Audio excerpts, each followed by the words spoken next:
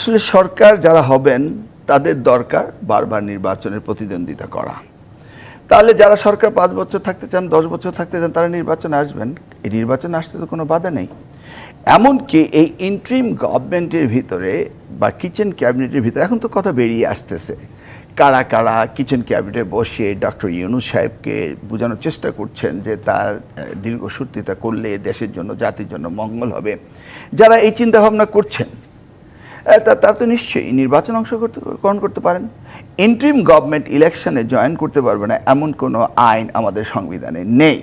সরকারকে একটু স্পষ্টতা বাড়াতে হবে এবং নতুনভাবে যে কনস্টিটিউশন রিফর্ম করা হচ্ছে সেখানেও এটা নেই।